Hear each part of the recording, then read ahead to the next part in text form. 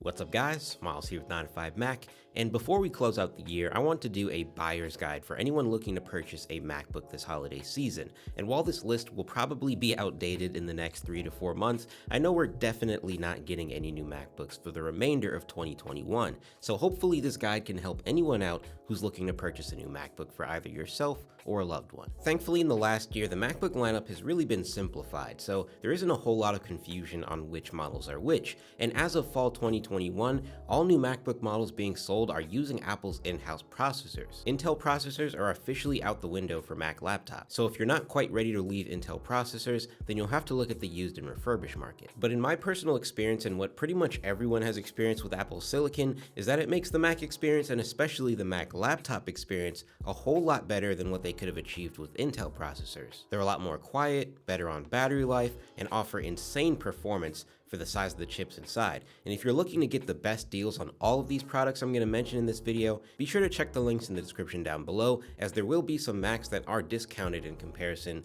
to what Apple's charging for them right now. Right now, there's simply two different MacBook versions. You've got MacBook Air and you've got MacBook Pros. There's only one MacBook Air model, and then there are 3 MacBook Pro models. Let's dive into the Air first though, shall we? Even before getting to the other MacBooks and what they have to offer, I'm pretty confident in saying that the vast majority of casual laptop users will never need more than what the $999 M1 MacBook Air has to offer.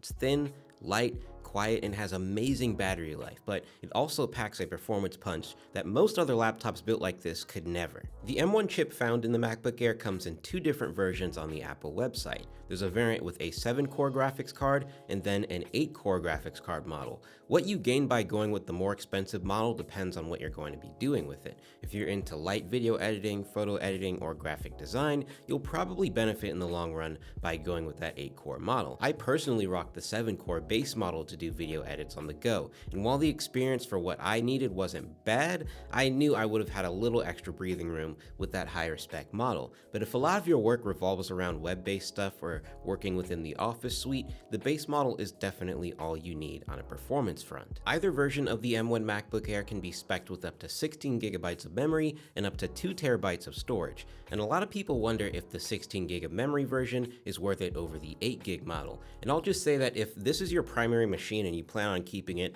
for as long as it'll last, the 16 gigabyte model is definitely worth the extra $200. But if you can't swing it, you'll still be okay for the vast majority of things you want to do. The 13-inch Retina display on the MacBook Air is one of the best at its price point. It's bright, vibrant, and it has very true-to-life color reproduction. Not to mention, the resolution is perfect for its size. And speaking of its size, I've heard from a handful of users over the years that Apple should make a larger size MacBook Air for the crowd of people who want the large screen Mac experience without all the extra bulk and crazy high-end performance that comes with the Pro models. And it was rumored that Apple, for a long time, was considering making a larger MacBook Air model. And unfortunately, those plans were scrapped. But who knows, perhaps with enough user outcry, Apple will give the larger MacBook Air the green light. But for now, the larger screen is reserved for the Pro MacBook models only. As I mentioned earlier, the M1 MacBook Air has incredible battery life.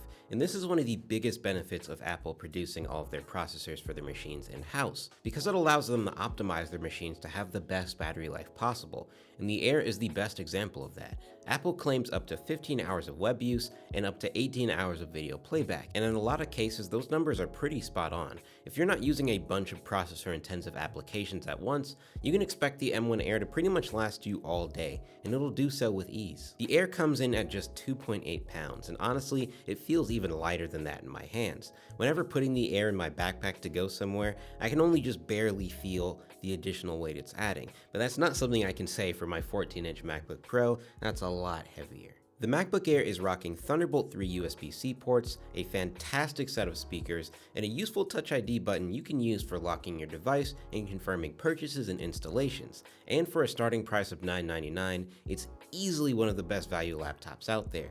For the average consumer or non-tech enthusiast, it's a truly flawless experience, and it's a laptop I'll always recommend to anyone who can afford it. The 13-inch MacBook Pro with M1 is a somewhat awkward device within Apple's lineup, as it bears the Pro moniker but is only marginally more powerful than the M1 MacBook Air, and even that depends on what you're doing with the laptop. But let's go over the main key differences between this and the MacBook Air. Firstly, this 13-inch MacBook Pro is not offered with the 7-core GPU that the base model MacBook Air comes with, only the 8-core variant. But that's essentially the only performance difference you'll find within Apple's configurator. Both the 13-inch Air and Pro come with either 8 or 16 gigabytes of memory and can be spec'd with up to 2 terabytes of storage. So what's the big difference between the 13-inch Pro and Air, since the 13-inch Pro starts at $1,299, $299 more than the MacBook Air? Well, there's a small handful of things. Firstly, the Touch Bar. The Touch Bar used to be something you would find on all MacBook Pro models, but now it's exclusive to this 13-inch Pro model. The Touch Bar is effectively a digital touchscreen that's used to replace your standard function keys. So you can use the Touch Bar to adjust volume, brightness, and other specific functions based on whatever app you're using at the time. It's neat, sure, but definitely not something any user needs per se. The M1 MacBook Pro also has slightly better battery life than the Air, but not by a whole lot, and in most cases I don't think people will find major differences between the two as far as battery performance is concerned. But the display on the 13-inch Pro is a little bit brighter than the Air's. It has a maximum of 500 nits versus 400 on the Air.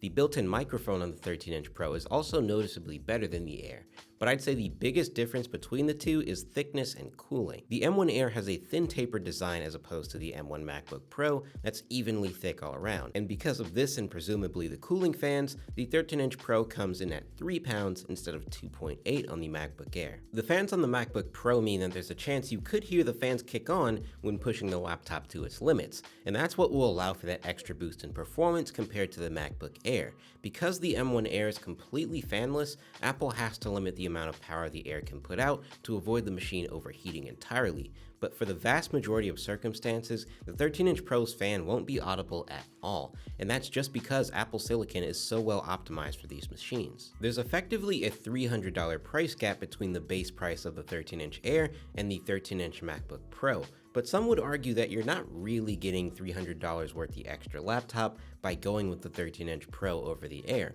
But if you feel like you need the Touch Bar, the more reliable thermal setup, or the slightly better battery life, the 13-inch Pro is not a bad option at all for $1,299. Last but certainly not least are the 14 and 16-inch MacBook Pros. These are the latest MacBook models and are offering the latest and greatest of what Apple has to offer on a design and performance front. We're going to dive into what sets these MacBook models apart from the other two, but I'll quickly just say that if you want the best of the best in Apple's laptop lineup, these are the models you want. These MacBook models are rocking an all-new design featuring much more rounded edges, a thicker body, and a notched display. These laptops are more or less a complete redesign from the 2019 Pros, and I'm personally a big fan of the changes made here. And you can certainly expect this general design language to trickle down to all of the lower end MacBooks in the years to come. The display is my favorite aspect of these new MacBook Pros. The laptops feature thin bezels with 14.2 and 16.2 inch displays, and all new Liquid Retina XDR displays using mini LED technology. So these laptops can get crazy bright compared to the previous MacBook models. These displays can get as bright as 1000 nits sustained or 1600 nits when watching HDR content. So at its brightest point, these displays can get 4 times as bright as the M1 MacBook Air. These displays also utilize ProMotion, which is Apple's adaptive refresh rate technology, which changes the display's frame rate based on whatever task you're doing, and it can go all the way up to 120 Hz, which has a super smooth look for things like scrolling through UIs and gaming. These displays are the best I've seen on a laptop thus far, and if a fantastic display is what you're looking for,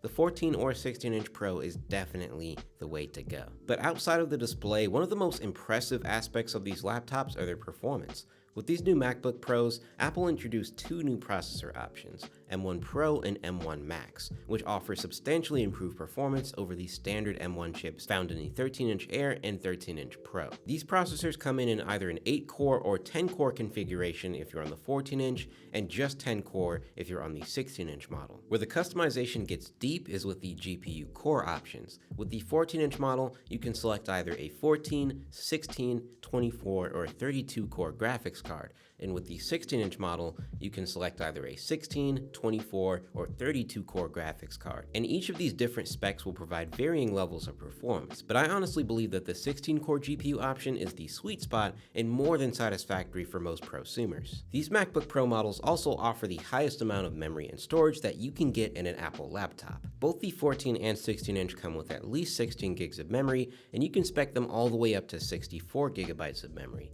They also come with a minimum of 512 gigabytes of storage and can be spec'd up all the way to 8 terabytes of storage. These laptops also come with faster and higher wattage charging bricks for improved charging speeds. The I/O on these MacBooks is also one of the biggest selling points. Both the 14 and 16 inch model have 3 Thunderbolt 4 ports, a MagSafe charging port, HDMI, and an SD card slot. And we haven't had a MacBook with I/O like this since 2015, so the return of all these useful ports is definitely great to see.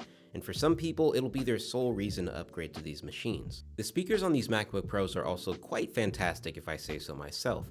And because the 16 inch has a larger chassis, it sounds a bit better than the 14 inch, but both are extremely impressive. Take a listen.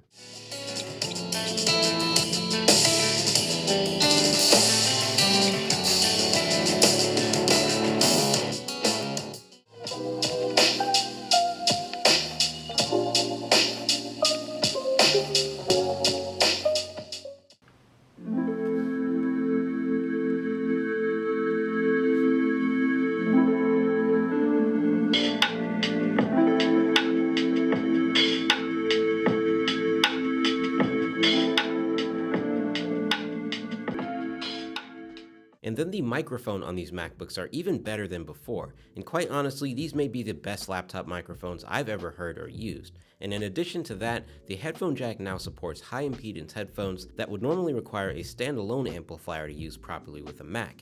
Apple absolutely nailed all of the audio aspects of these machines. A big complaint many people had with the MacBooks for years was the webcam, and Apple finally addressed that with the 14 and 16 inch Pros. Both models feature a 1080p webcam with substantially improved image signal processing and detail.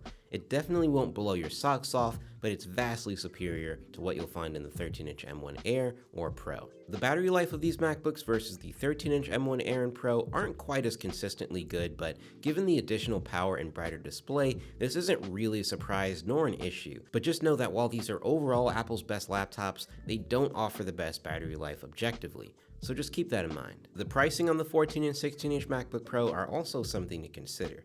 These machines are substantially more expensive at the base price than the other MacBook models. They come in at $2,000 and $2,500 respectively, and they can be spec'd out to well over $5,000 on either model depending on what options you need. Most people would argue that these laptops live up to the price tag, but for anyone struggling to justify the purchase, just really think about how much you actually need as far as performance and luxuries. With all the MacBook models covered, all that's left is for you to decide which model should work best for your needs. And if you want a thin, light, quiet laptop with enough performance to smash through basic tasks, the Air is 1000% my recommendation. It's by far the best value Mac, and it's the best in its class as a laptop in general. It's got fantastic battery life, a great screen, and all of the performance reliability you could need with the M1 chip. The 13 inch MacBook Pro with M1 is the perfect option if you want the touch bar and a little more power than the 13 inch M1 Air provides without spending flagship money. It's also got fantastic battery life, great performance, and an even brighter display. And if you can catch one of these on sale, it's the ultimate sweet spot. The 14 and 16 inch MacBook Pros are the ones to get if you either want the best performance in a Mac laptop, the best display and build quality in a Mac laptop, or all of these things combined. If you feel as though you need the power of M1 Pro or M1 Max, then there's no way I wouldn't recommend these laptops to you if you can afford them. And because these are Apple's latest offerings, anyone who buys them this holiday season should at least have a solid 6 to 8 months of their laptop being the latest model. But regardless, I think all 4 of these MacBook models should cover the vast majority of users' needs, and at least one of these machines, if not all of them, will surely be a useful gift for a student or a loved one, or anyone who needs a new laptop and has the luxury of choosing a Mac. If you have any additional Mac questions or comments, be sure to leave them in the comment section down below, and be sure to check out the review of all of these Macs on our channel if you haven't already. If you enjoyed this video, be sure to give it a thumbs up and subscribe for future content like this. Thanks for watching, and I'll talk to you guys in the next one.